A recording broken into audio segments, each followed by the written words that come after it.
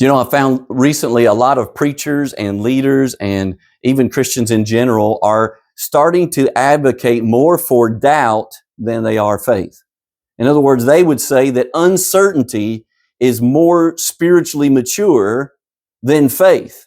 In fact, they would say uncertainty strengthens your faith. That doesn't even make any sense. Hebrews chapter 11 verse 1 tells us what faith is. Faith is the certainty of things hoped for, the proof of things not seen. Therefore, whatever is not of faith is not pleasing to God. You can't please God without faith. And so advocating for uncertainty about the things that are important is detrimental to our relationship with God, our walk with God, our desire for holiness.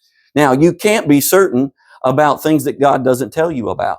In other words, I believe with certainty, I have faith and a certainty that Jesus will come again one day. What I don't know is when he will come back.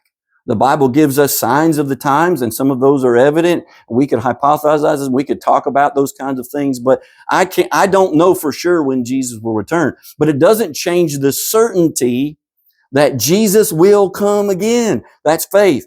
Doubt doesn't help your faith. Doubt isn't a good thing for faith. Doubt is what the enemy uses to attack faith.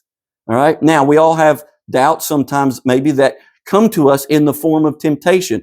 I don't understand why somebody that I care about passed away. I don't understand why bad things are happening in the world. And those things can create doubts, but we don't live in that temptation, surrendering to the doubt as if that will bring us spiritual maturity. We just recognize, I don't know all things. I have a humility. I'm finite. God's infinite. I'm not going to understand everything that He's doing in the world. But the things that I do understand, God has revealed to me in the Word of God.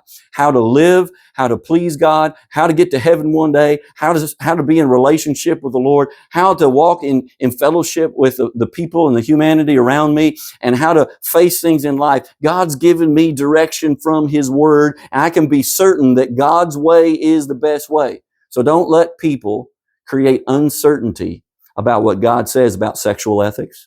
Don't allow people to create uncertainty about what God says in terms of loving your enemy. Don't allow people to plant uncertainty and doubt in your life about what God says He has done to provide for your salvation. You can be certain, you can have faith that what God says is true and His Word will come to pass. I'm Pastor Jared. You think about that.